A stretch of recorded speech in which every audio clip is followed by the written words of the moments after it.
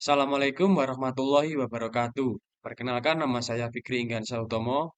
Kali ini saya akan memaparkan analisis data regression. Yang pertama, kita copy dulu tabulasi data kita. Setelah itu di Ctrl C. Kemudian masuk ke SPSS-nya.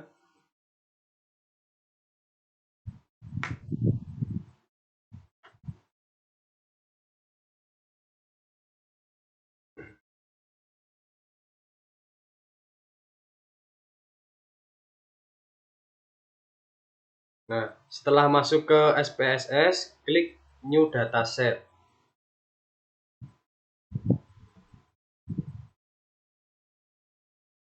Setelah masuk ke New Dataset, klik kanan, kemudian paste with variable name. Seperti ini. Kemudian masuk ke Analyze, ke Regression, klik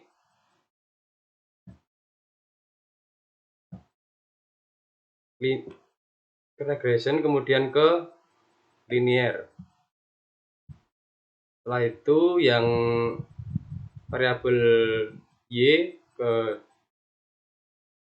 Dependent, yang X ke Independent.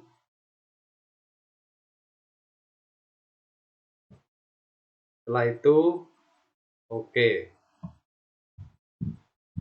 Nah, ini data regressionnya, kemudian di copy,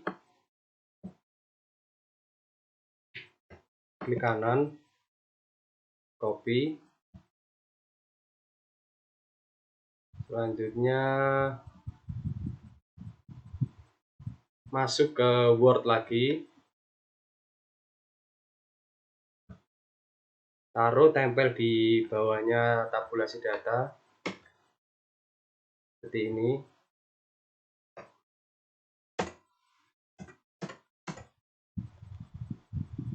Kemudian yang selanjutnya yang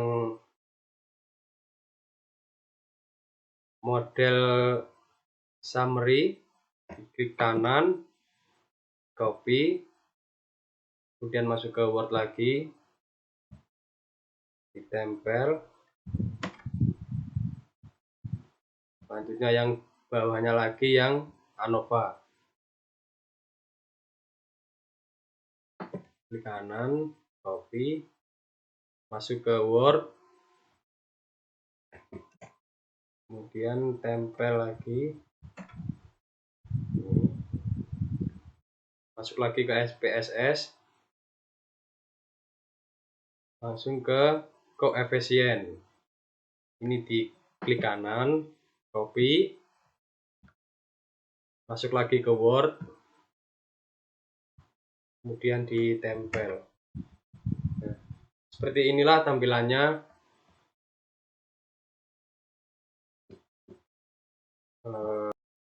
Baik, selanjutnya adalah interpretasi data. Yang pertama, variabel interest. Tabel variabel interest tersebut menjelaskan variabel-variabel apa saja yang merupakan variabel independen dan apa yang menjadi variabel independen. Terlihat bahwa yang menjadi variabel independen adalah harga dan iklan, sedangkan yang menjadi variabel dependen adalah penjualan. Yang selanjutnya, model summary.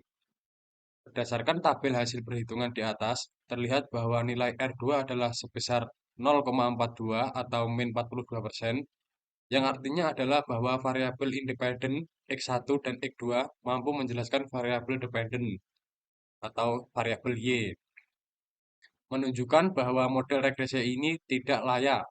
Dikatakan tidak layak karena memiliki nilai koefisien determinasi kurang dari 50%. Asumsinya bahwa variabel-variabel yang dimasukkan dalam model tidak mampu memberikan penjelasan lebih dari 50%. Yang selanjutnya, ANOVA. Tabel ANOVA di atas adalah tabel yang menunjukkan uji regresi secara simultan. Bagaimana pengaruh harga dan iklan mempengaruhi tingkat penjualan? Keputusan 1. Bila nilai F hitung lebih besar F tabel maka H1 diterima. Bila nilai F hitung lebih kecil F tabel maka H0 diterima.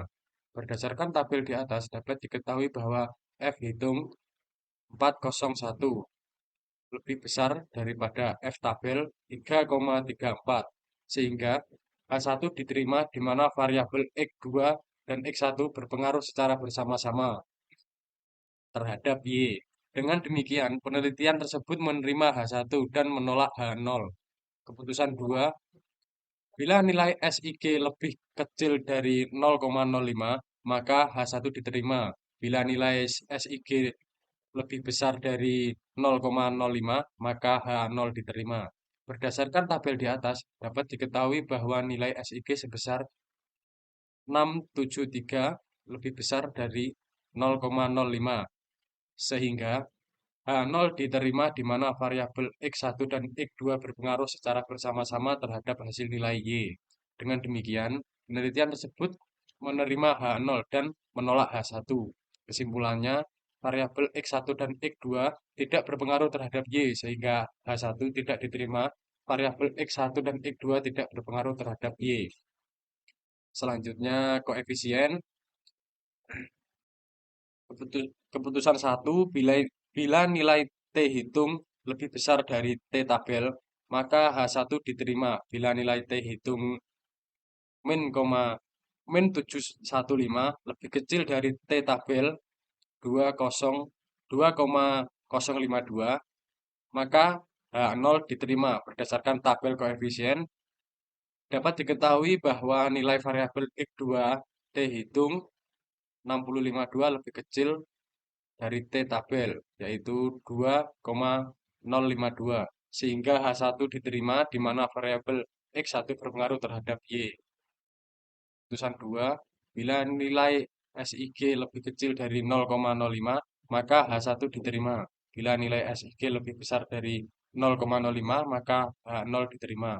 Berdasarkan tabel di atas dapat diketahui bahwa nilai SIG variabel X1 sebesar 480 lebih besar dari 0,05 sehingga H0 diterima di mana variabel X1 berpengaruh terhadap Y. Nilai SIG variabel X2 sebesar 520 lebih besar dari 0,05 sehingga H0 diterima dengan variabel X2 berpengaruh terhadap Y. Sekian interpretasi dari saya. Wassalamualaikum warahmatullahi wabarakatuh.